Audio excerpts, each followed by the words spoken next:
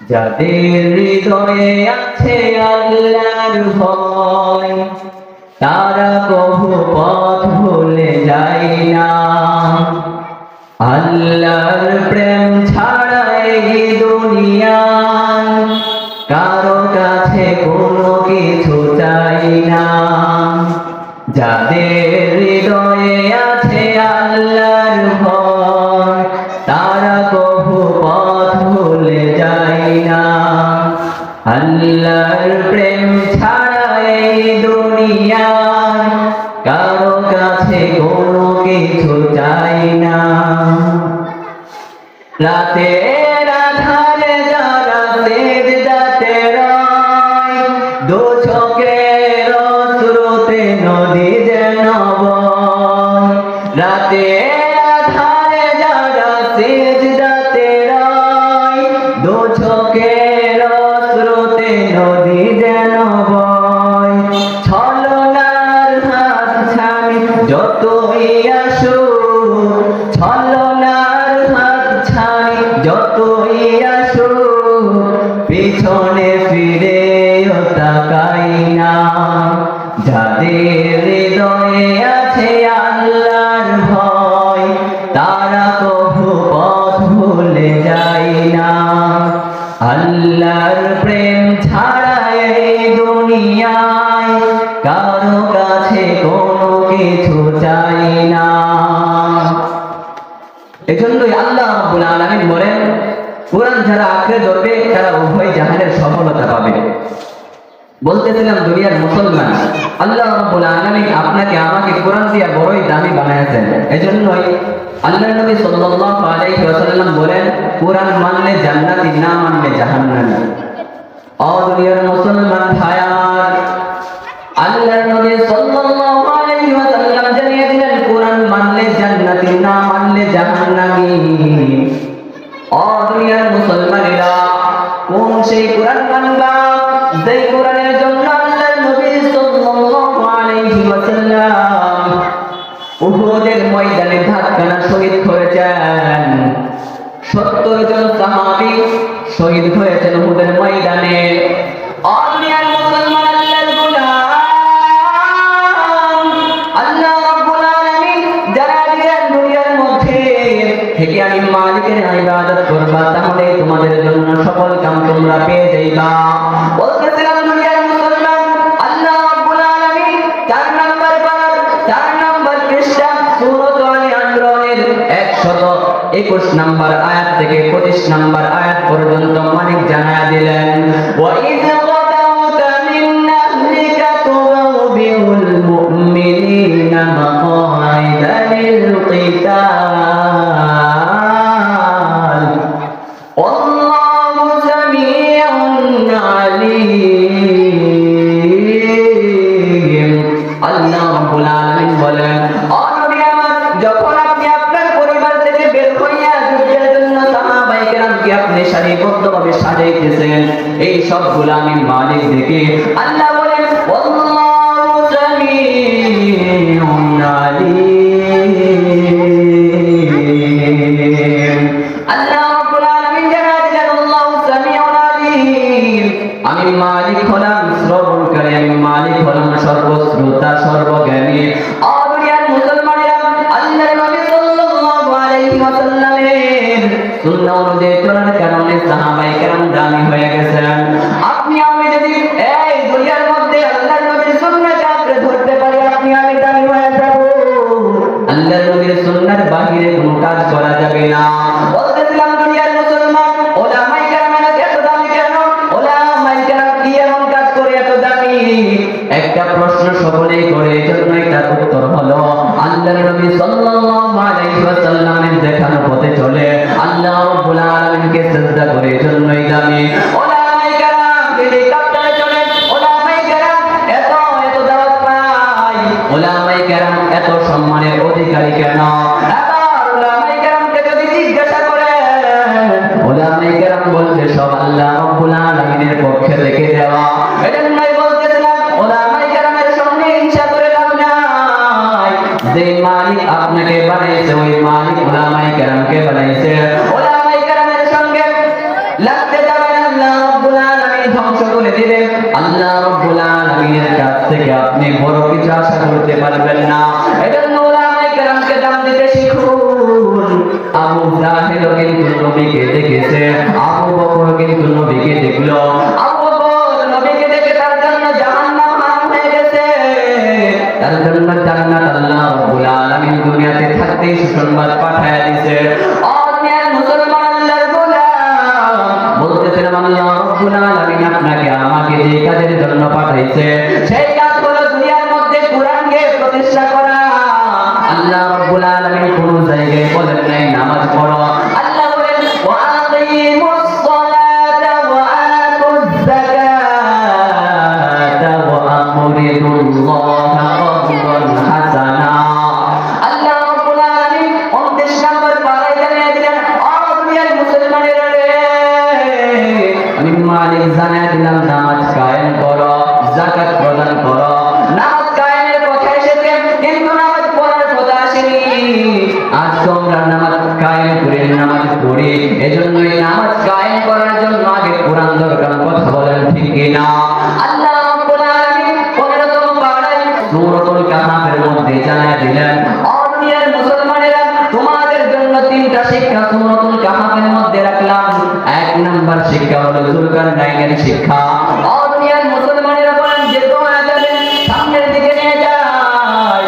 আল্লাহ রাব্বুল আলামিন জানিয়ে দিলেন, ও নবী আমার, আপনি যদি দ্বীনকে প্রতিষ্ঠা করবার চান তাহলে আপনার জন্য কি লাগবে জানেন নি? আপনার হাতে ক্ষমতা লাগবে, ক্ষমতা। যেই ক্ষমতার মালিক হয়ে গেলে দ্বীন প্রতিষ্ঠা করতে পারবেন।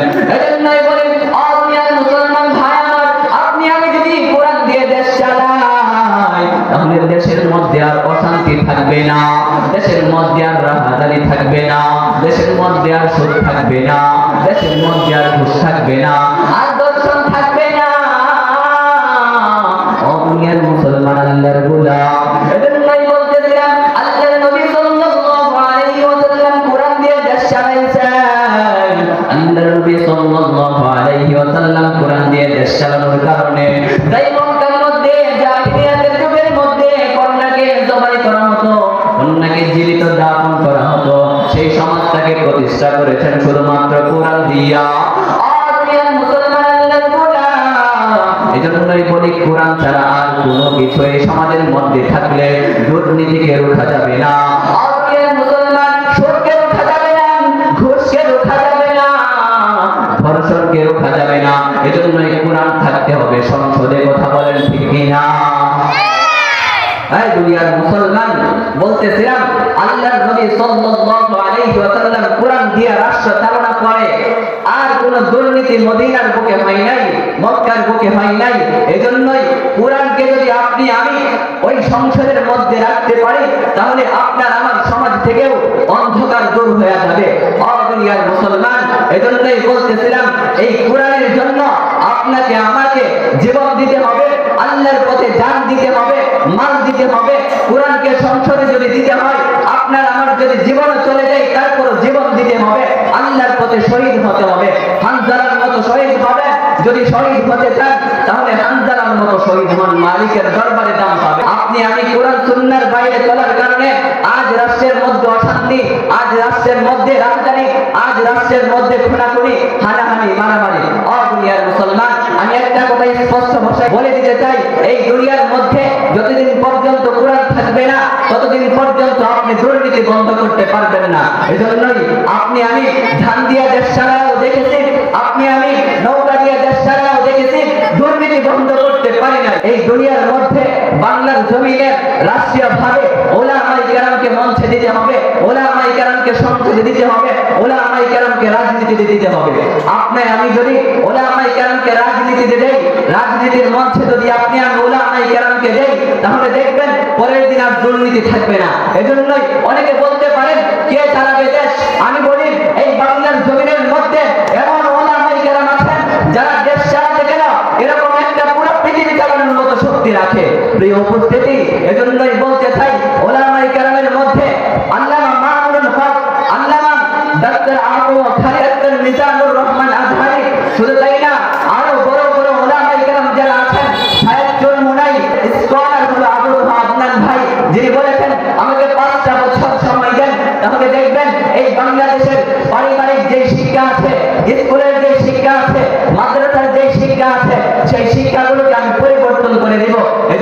বলি ওলামায়ে কেরামের মধ্যে আল্লামা মামুনুল হক, শায়েখ চরমুনাই, শায়েখ আহমদুল্লাহ, শায়েখ আবু মুখারি, ডাক্তার মিজানুর রহমান আজহারি, তাদের হাতের মধ্যে একবার আপনি এই কোরআনটাকে সংসদে দেন, তাদের হাতের মধ্যে এই বাংলার জমিনটাকে দেন, দেখবেন নিরাপত্তা আসবেই আসবে ইনশাআল্লাহ।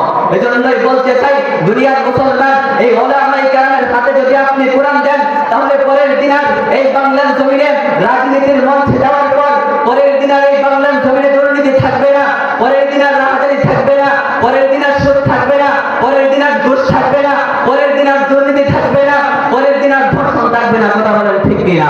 এজন্যই আমার একটা কথা আমি বলি, ওলামায়ে কেরামকে দিয়া একবার দেশ চালিয়ে দেখেন, ওলামায়ে কেরাম কি দেশ চালাতে পারে কিনা।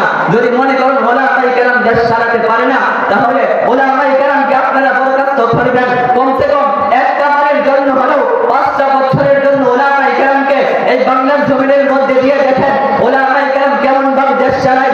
ওলামায়ে কেরাম দেশ চালানোর পর দেখবেন এই সমাজ থেকে অন্ধকার দূর হয়ে গেছে, ব্যাপার দানারি থাকবে না, কোরআন হাদিসের শিক্ষা থাকবে, নাচ গান থাকবে না। ওলামায়ে কেরাম থাকলে নাচ গান বন্ধ হয়ে যাবে। আপনার আমার বিয়ে বাড়িতে এখন থাকা যায় না, এক পর্যায়ে মাহফিল চলে, অন্য পর্যায়ে নাচ গান চলে, আপনার আমার অলসতার কারণে। এজন্যই বলতেছিলাম ওলামায়ে কেরামকে সময় আছে এখনো, যদি ইসলামের পথে চলতে চান, আল্লাহ রাব্বুল আলামিনের দরবারে যদি ভালো কিছু আশা করতে চান, ওলামায়ে কেরামের হাতে দেশটাকে সাপোর্ট করেন, তাহলে দেখবেন ওলামায়ে কেরাম এই দেশটাকে নিয়ে কোন পর্যায়ে চলে যায়। এজন্যই মাদ্রাসার শিক্ষাকে কেউ দুর্বল মনে করিয়েন না। একটা চ্যালেঞ্জ দিয়ে বলতে চাই, আমাদের ডাক্তার মিজানুর রহমান আজহারির মতো এই বাংলাদেশের মধ্যে এমন কোন কলেজের মধ্যে ডাক্তার প্রফেসর আছে যারা নাকি ডাক্তার মিজানুর রহমান আজহারির মতো অনর্গল ইংলিশে কথা বলতে পারবে? একজন যদি প্রফেসর দেখাতে পারেন, তাহলে এই বাংলার জমিন থেকে ওলামায়ে কেরাম বয়ান করাই ছেড়ে দিবে। এজন্যই বলতেছিলাম ওলামায়ে কেরামের সঙ্গ দেন, ওলামায়ে কেরামের পথে চলে আসেন, আল্লাহ ওলাদের পথে চলে আসেন, তাহলে আপনার আমার জমিনের মধ্যে আর কোনো ভয় থাকবে না ইনশাআল্লাহ। সকলকে দুনিয়ার মুসলমানেরা বলতেছিলাম ওলামায়ে কেরাম যদি দেশ চালায়, তাহলে দুর্নীতি বন্ধ হয়ে যাবে। যেই দুর্নীতির আগলেই বসে এখন কলমের খোঁচা দিয়ে হাজার হাজার লক্ষ কোটি টাকা খাচ্ছে, সেই দুর্নীতি আর থাকবে না। এজন্যই আপনাকে আমাকে ভয় করতে হবে, ওলামায়ে কেরামকে ভয় করতে হবে, সাধারণ আমজনতাকে ভয় করতে হবে, হাসরের ময়দানকে। আল্লাহ বলেন ইয়া আইয়ুহান নাসু তাকু রাব্বাকুম ইন্না জালজালাতাস সাআতি শাইউন আযীম। আল্লাহ রাব্বুল আলামিন জানায় দিলেন সূরাতুল হজের মধ্যে, আল্লাহ রাব্বুল আলামিন 17তম পারা 10 নম্বর পৃষ্ঠার লাস্টের দিকে, শেষের দিকে আল্লাহ রাব্বুল আলামিন বলেন ইয়া আইয়ুহান নাসু তাকু রাব্বাকুম। আয় দুনিয়ার মুসলমানেরা, ও দুনিয়ার মানুষ,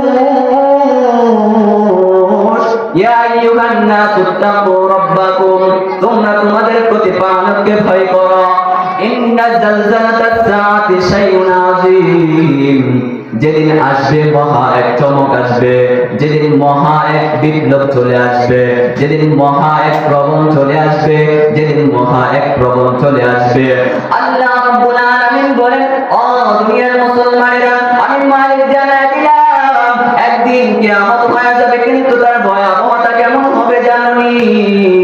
আল্লাহ রাব্বুল আলামিন পরবর্তী আয়াতের মধ্যে বলেন ইয়াউমা তারাউনাহা তাযহালু কুল্লু মুরদিআতিন আম্মা আরদাআত। ও দুনিয়ার মুসলমানেরা, আল্লাহ রাব্বুল আলামিন বলেন ও দুনিয়ার মুসলমান, ওই হাসরের ময়দান কেমন কঠিন হবে জানোনি? ইয়াউমা তারাউনাহা তাযহালু কুল্লু মুরদিআতিন, ওই দিন স্তন্যদানকারী মা তার সন্তানকে ভুলে যাবে। শুধু তাই না, আল্লাহ রাব্বুল আলামিন বলেন ইয়াউমা তারাউনাহা তাযহালু কুল্লু মুরদিআতিন আম্মা আরদাআত ওয়া তারাউ কুল্লু যাতি হামলিন হামলাহা, গর্ভবতী মা তার পেটের বাচ্চাকে প্রসব করে ফেলবে।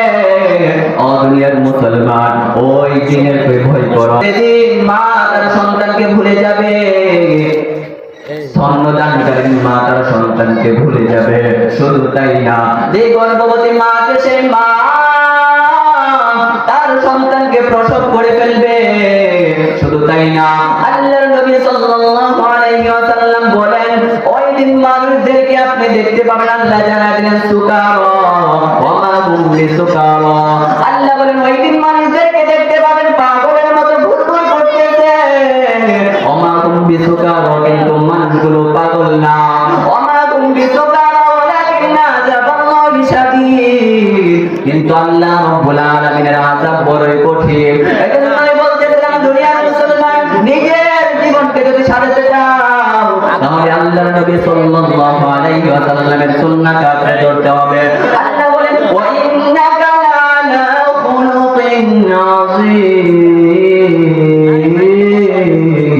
আল্লাহ রাব্বুল আলামিন 29 নাম্বার পারা 4 নাম্বার পৃষ্ঠার মধ্যে জানায় দিলেন, ও দুনিয়ার মুসলমানেরা, আল্লাহর নবীর চরিত্রের সার্টিফিকেট দিয়ে বলি, আল্লাহর নবী সাল্লাল্লাহু আলাইহি ওয়াসাল্লামের আদর্শ হলো উত্তম আদর্শ।